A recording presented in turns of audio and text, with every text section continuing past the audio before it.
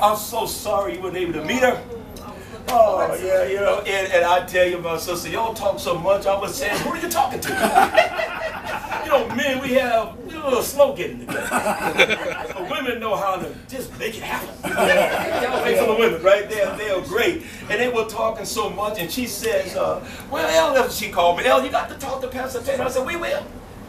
I will. Then next thing you know, y'all's on the phone again. I said, who are you talking to again? She said, Illinois, Chicago. I'm talking to First Lady Tatum there. I said, wow. Finally, I reached out. Finally, me and Pastor Tatum, we touch each other and talk to one another, and how marvelous was our conversation. And I thank Yahweh for what he's doing here in Illinois, and to the call-out ones, that you open up your ears to hear truths and something magnificent that the Creator is doing, and it's good to be a part of it. Yes. I just want to share something with you real quickly. Come on. Something that surely would happen. It will surely happen, and we that are called out, we're looking forward to this happening, and we got to be steadfast and resolute about our commitment until it happens. Yes. Until the end, we must be faithful unto death. Yes. And we got to be steadfast in our commitment to our calling. It's wonderful to be called. Yeah. Everybody is not called to understand truths now. That's right. But the called out ones, the house that Yahushua said he is going to build, he has opened up our eyes and our understanding that we may grasp the meaning of living and approach him for the wisdom and knowledge and understanding we need to overcome this age. Because we're in the age of overcoming.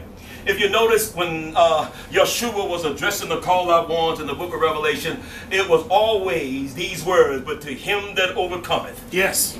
Each church had to overcome. So when you know what your purpose is all about, when you know why Yahweh called you, then you must be in a mindset to overcome. Yes. And me and Pastor Tatum, we did come out of the P.A.W. Because Assemblies of the World is something how Yahweh brought him to truth and how he brought me to truth many years ago. And it was very difficult embracing it because a lot of our friends walked away from us. People begin to say, Elder Smothers, he's crazy. Really, much learning has really made him mad. Wow. That was saying that you read the Bible a lot, which was from Satan. The more you learn it, you will go crazy. You ever heard that statement? Yeah. So they thought as I was reading the Word of Yahweh, I literally lost my mind. That used to be a popular teaching. Yes. Wow. You know, and I never liked this statement. You so heavily bound, you're earthly no good. Yeah. No way, no way. The more heavily bound you are, the more earthly good you become. Yes. Hallelujah. I thank Yahweh for the mindset of understanding the master plan and being part of the master plan and understand why I need to believe on Yahushua.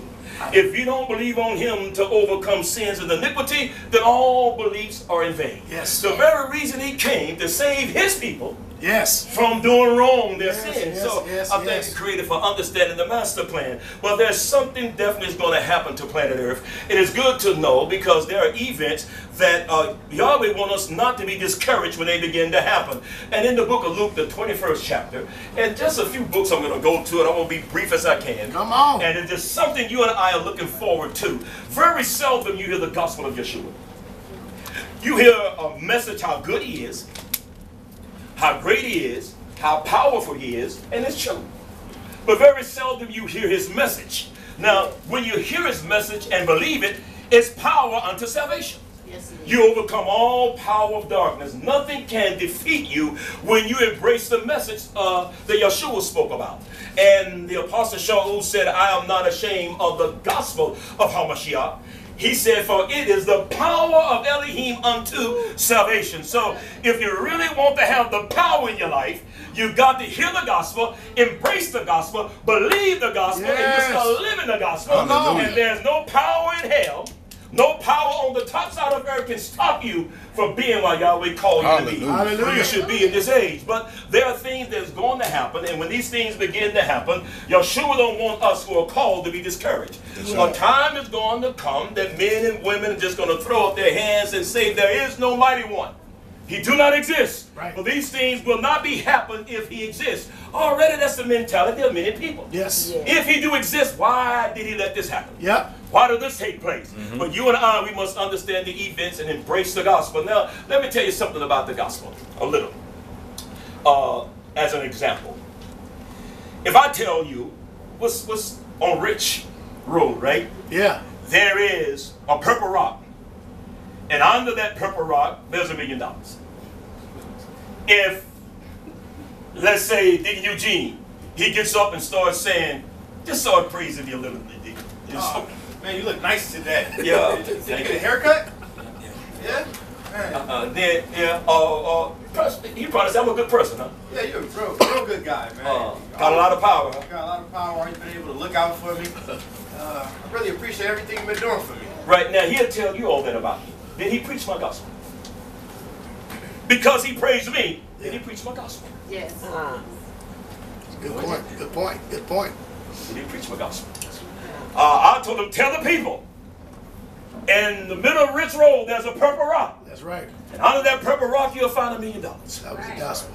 That was He started saying how great I am. Right. And he, you know, and if you talk about how great Yahushua is, that's the truth. Yeah.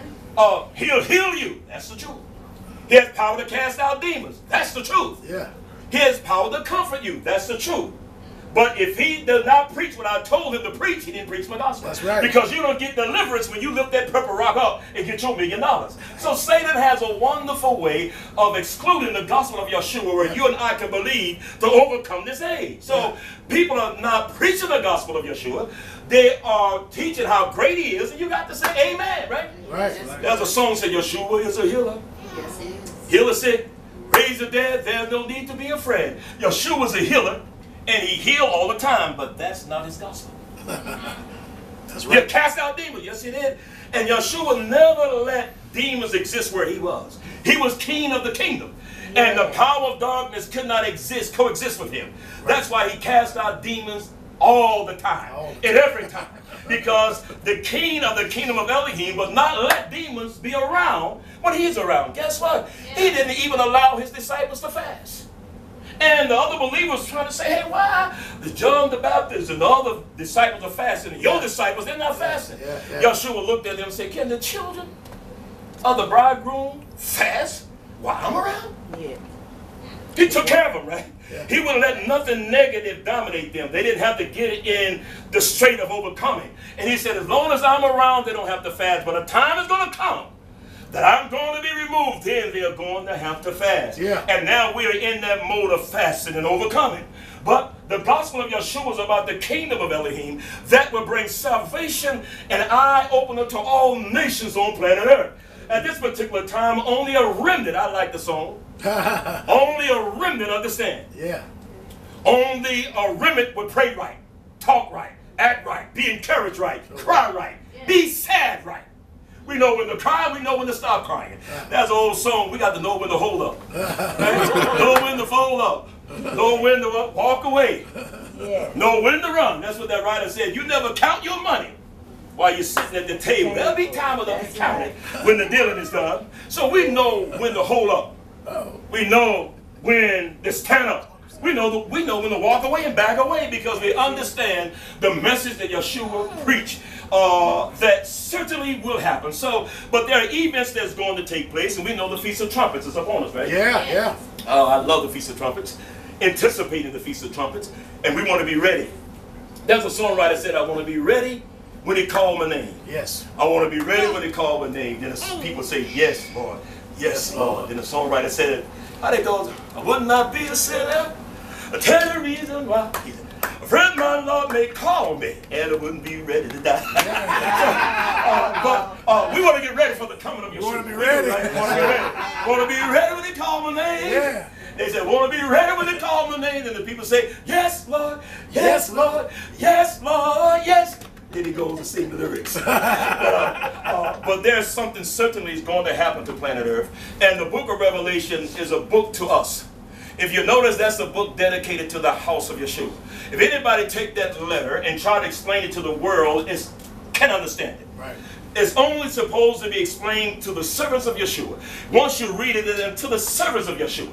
It's a revealing to make it known of who Yahushua is all about. So often people try to take the book and let the world understand it, but it's not written for the world. It's for us, exclusively for us.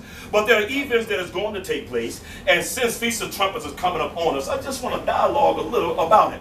But in the book of Luke, chapter 21, and I'm almost finished. Won't be long. Mighty Elohim we serve, right? We got all day. Yes, sir. Remember that song, I'm saved today? Remember that old song, they said, I'm saved today My soul can say, Yeah. I'm walking in the narrow way. Whatever comes, you know. I just want to stay saved today. I want to be steadfast. But there are events that is going to happen. And listen closely to the words of Yahushua. About, I think it's around the... 25. Yes, 25. I'm going to say 21, but 25 is good. And there shall be signs in the sun. There shall be signs in the sun. And in the moon. Now this is to the called out ones. This was a message to the disciples on Mount Olive before Yahushua died. They wanted to know, when is it going to happen? When events is going to take place. So he gave them a little idea, or gave them an insight what planet Earth would be like before he returned. And it is designed where you and I won't panic.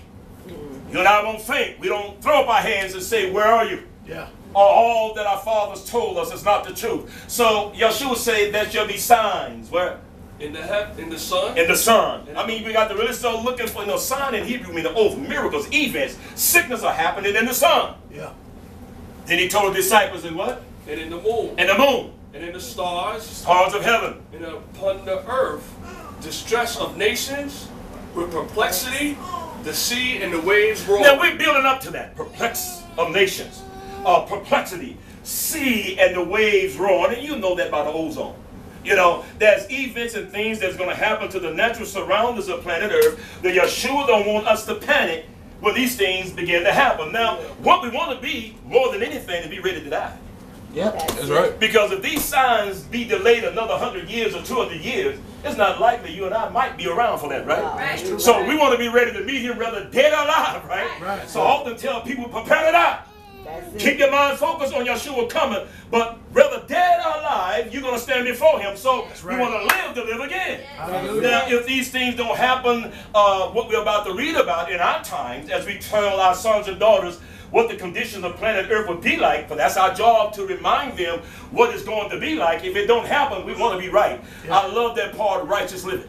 Yeah. You know, holy living, right? That's what we are. Yeah, That's what yeah, we got to do that no matter what. Yes. There's many prophecies and many things that will unfold you may not never understand. But there's one thing you do understand: how to live right.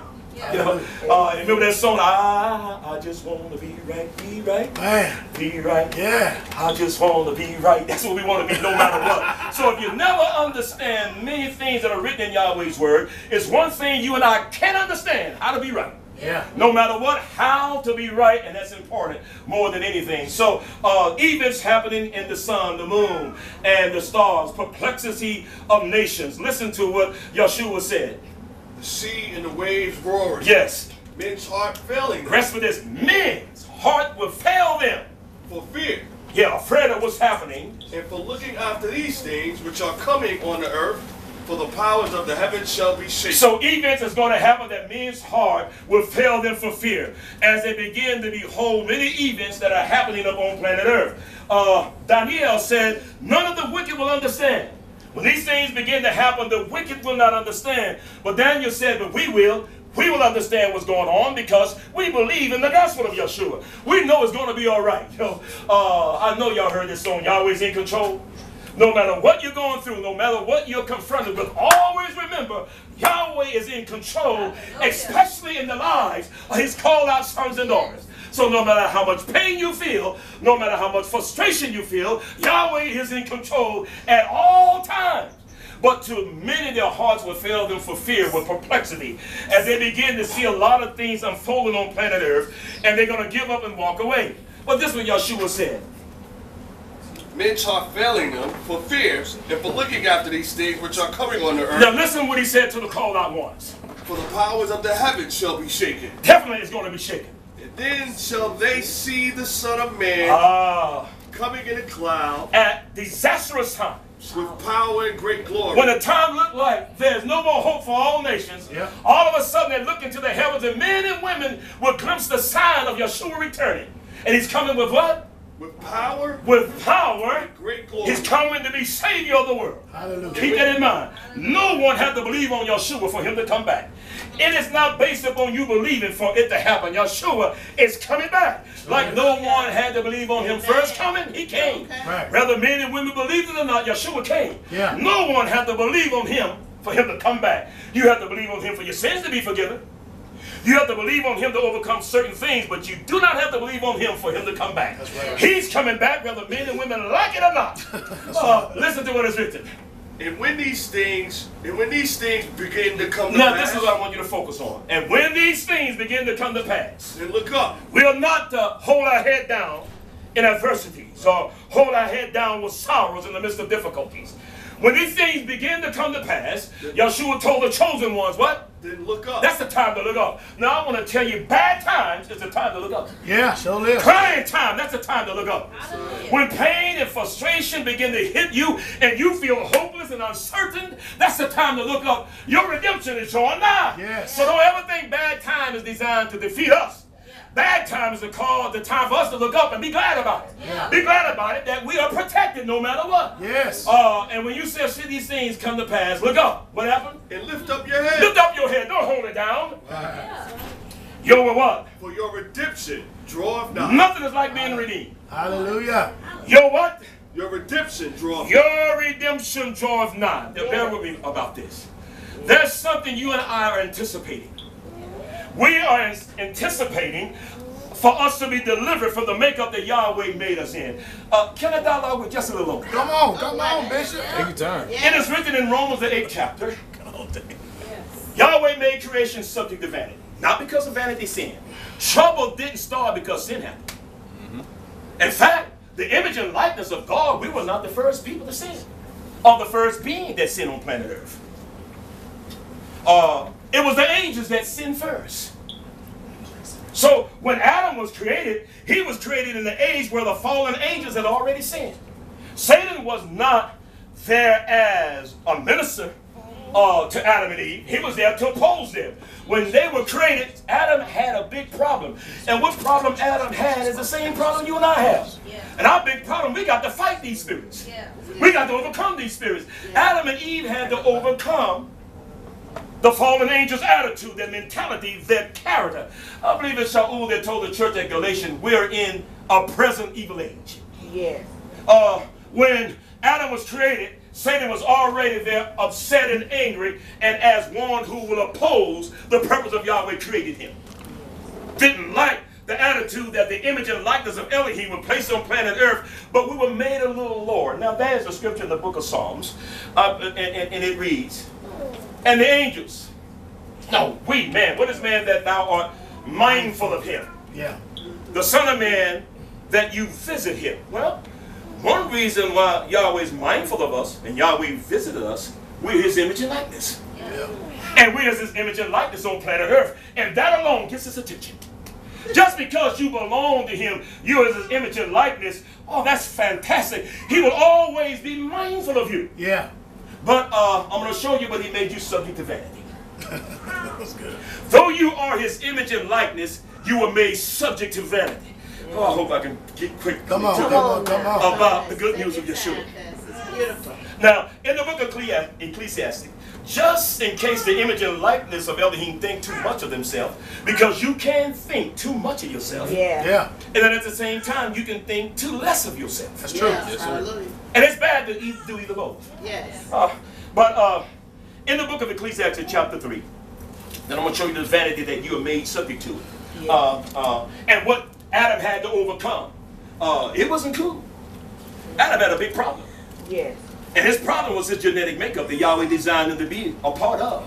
He had to overcome that. It was Yahweh's will for you to be confronted with your weakness, to be confronted with all your insufficiencies and overcome.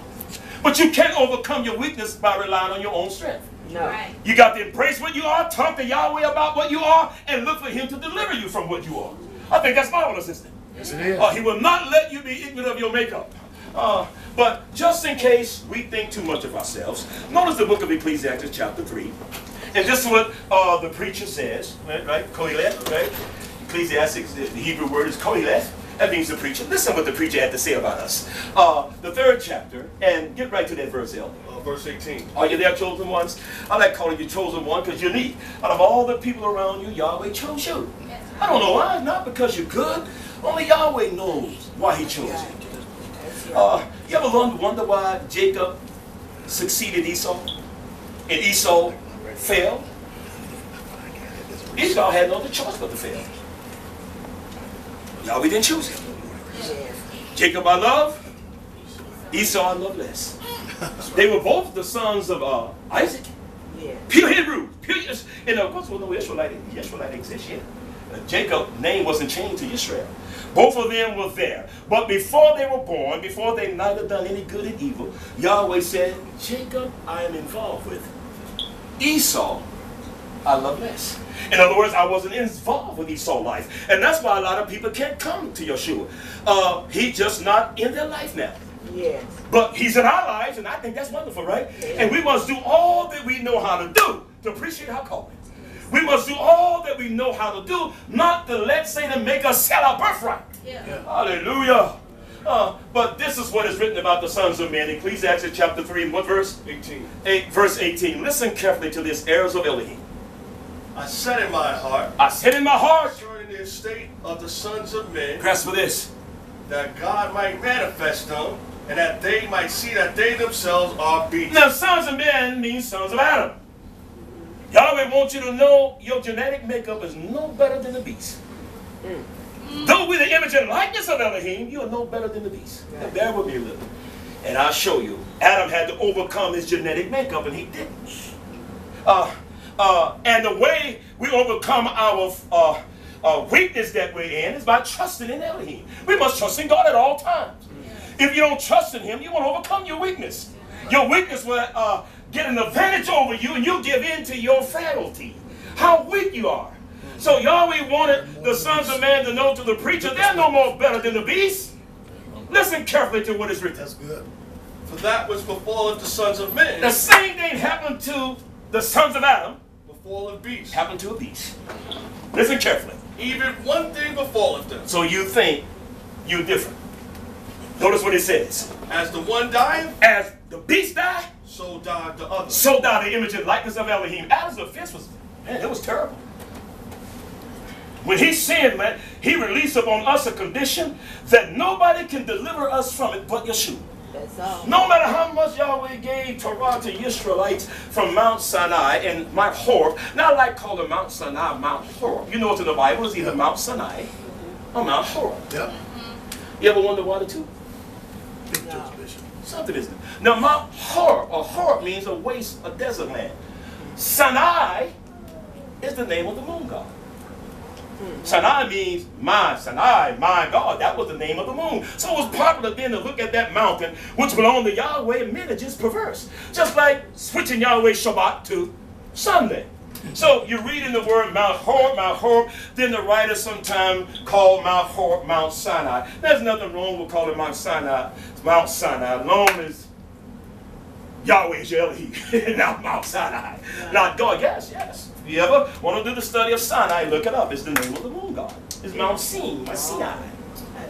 Moon god Sin. It was very well known in Babylon. Yep. So that just show you how much Satan had deceived mankind at that time. Though Yahweh gave his wonderful law to all the Israelites, they still died.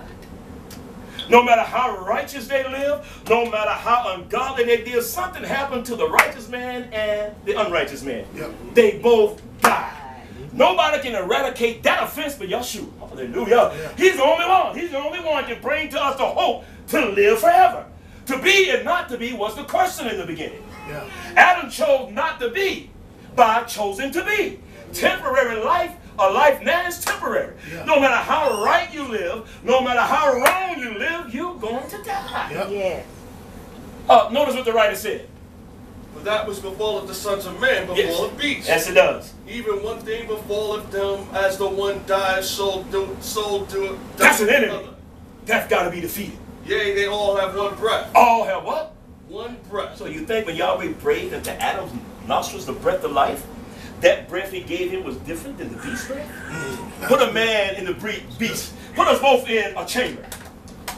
Take away the oxygen from us out of the room between me and the gorilla. We both gonna drop dead. Yes, we will. That's right. We both have what? One breath. One breath. Listen carefully. So that a man have no preeminence above a beast. Because of the vanity you were made in, you have no preeminence over the beast. For all is vanity. All is vanity. Yeah. We got to be delivered from this vanity, right? Yeah. Then y'all wait for victory. Victory is ours. We hold our peace. Let Yahweh fight our battles. Victory Shall be ours. All is in it. Listen to what the preacher said. All going to one place. So when you die, both man and the beast, you go to the same place. All of the dust. You're of the dust. And all turn to the dust. You go again. back to the dust again. And that's what Yahweh told Adam. The way Hasatan, the adversary, tricked our mother Hawa, he told her, you won't surely die. Come on and take your time. Yep. Take your time. Yahweh said, you're going to die. Nah. You won't Hallelujah. really die. See, you got an immortal spirit in you. And you'll never die. So God told Adam, from dust you are, dust you shall return. That's how I made you. I didn't make you from no spirit essence. I brought you from the dust of the ground. So, but what Adam, what our mother did, listen to something less than Yahweh, and Adam listened to something less than Yahweh. They both listened to the creature above the creator. Yes. Yes. Powerful. Now, what made Adam offense so weak? He deliberately went against Yahweh. He wasn't tricked. But when the woman, our mother, told Yahweh, the serpent beguiled me, she didn't lie. And let me say this also, because a lot of men use this from excuses, but if you read that carefully, Eve wasn't prancing by herself. Adam was there. He was right there with her. Yeah. Come on, preacher! Took from the tree, ate, and gave to her husband that was with her. He was right there. And that's why Yahweh looked at Adam and said, because you hearkened to the voice of your wife, I made you. Come on. But Adam was in the worst offense because he had no excuse to fail. Not that there's reason for sisters to fail, but Satan really did beguile the woman. He told her, you won't surely die. Now, when you read that from the Hebrew perspective, what Yahweh told Adam and Eve, if you eat from the tree of knowledge of good and evil, you will certainly die. Right. They knew what death was all about. Oh, Adam didn't know what death he was. Then why Yahweh put a judgment upon him? He didn't know what it was about. He knew he came from nothing. And when Yahweh was telling them, the day you eat it, you will surely die. In other words, you're not going to live forever because you weren't created with eternal life. Eternal life is a gift. It's not a birthright. It's something that you must reach out to Yahweh and receive. It's not yours because you were created. You must receive that gift from Yahweh. And Satan fought our parents from obtaining eternal life. Listen to what the preacher says, and I go to Romans the 8th chapter. All go into one place. All go to one place. All are of the dust. You're from dust. All turn to the dust again. You go back to dust again. We've been at the funeral, right? Yeah. You heard that preacher say what? Ashes to ashes. Dust to dust. And that preacher at the grave gives the dead hope of living again. And in that great day, in that great resurrection day, they're expected to live again. Yeah. So he do pronounce what Yahweh said, from ashes to ashes, and he'll sprinkle dust to dust, and the preacher sprinkle again. Then he sit back. Then the preacher would say until that great day that God has designed for all the dead to live again. Read on, grasp for this. Who knows the spirit of a man that goes Now, upward? what the writer was saying, how do you know man's spirit goes up? Come on. How do you know man's spirit goes up? And the beast spirit what? And the spirit of the beast that goes down. So what the writer was saying, how you know this is going to heaven? Yeah. Well, now we know by the word of Yahweh, our spirit goes up to Elohim. Because there's a resurrection. But when a beast or a monkey or a gorilla or ox, when they die, their spirit goes to the dust. It doesn't come back no more. But because Yahweh purposed a resurrection, you and I are going to live again. So our spirit is the audio of you, and it is a video of you. Your spirit records everything about you. So no matter how old you get, no matter how you die, when it's time to come back to life, Yahweh has your spirit. Yes, just like visions, right? You got an audio tape. Yep. And that means a tape with just sound, right? Then you have the audio and video tape. That means what? Tape not only that has sounds, but you got a vision. Yeah. So your spirit records everything about you, what you did, why you did it, the sanity of your mind and the insanity of your mind. And if you was eaten up by an alligator, your spirit goes back to Elohim. In the time of resurrection, Yahweh knows how to bring you back because he has your spirit. What a mighty Elohim we serve. Now we know in Yahweh's word our spirit goes up. But a beast spirit goes to the dust.